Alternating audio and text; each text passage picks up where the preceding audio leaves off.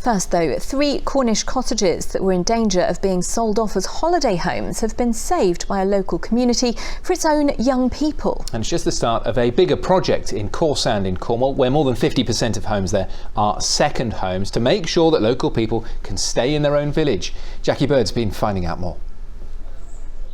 It's somehow rather fitting that in this old Coast Guard cottage overlooking Corsand Bay, which has had new life breathed into it by the Peninsula Trust, newborn Elijah Voisey has his bedroom.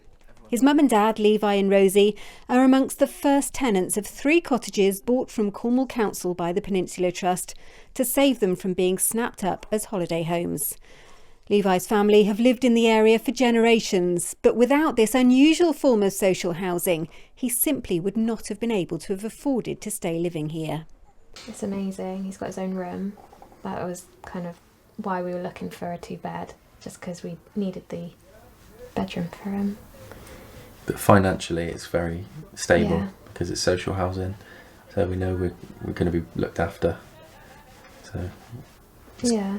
We're really lucky because it's not much more than the 1-bed flat, is it? So it's really good. After the Peninsula Trust bought these properties, they asked local people to apply to rent them. More than 40 people did, all local people who were finding it impossible to find suitable housing in a place where 50% of the year, a similar percentage of the homes in this village, stand empty. One of them was Chloe Taylor, who was renting a tiny flat that she had to move out of for the whole of August to allow it to be used as a holiday let. So I'm really, really grateful we've got this place and have been able to stay. My partner's a fisherman with the local fishermen here in Corsand as well. He's one of the last fishermen down here.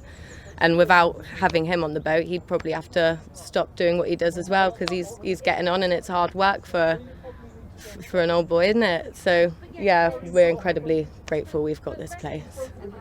This has been a year like no other for obvious reasons, but usually in the summer months there'd be about 3,500 people living here in Kingsand and Corsand, and in the winter months just 900, and that's why the Peninsula Trust is trying to breathe life into the heart of this community. Its latest project is this building. Once the ship in before it was devastated by fire, the Trust is rebuilding it from the ground up, with a community cafe just reopening after COVID. You walk through somewhere like a village like this in the winter and at least half the properties are empty because they are second homes. And it's inevitable, isn't it, really? Somewhere lovely like this, people want to come. We're lucky to live here all the time, but it means young people are forced out of the village. They have to leave to find work, they have to leave to find somewhere to live. And then the villages die because the local businesses aren't supported, the cafes close, the shop struggles to open. So it's very much a rolling process, isn't it? If there's no housing, everything else follows. And the next plan is to turn the upstairs space into 4 more flats for, you've guessed it, local people, keeping the soul in this village so that locals like little Elijah can plan their future here. Jackie Bird, ITV News, Corsand.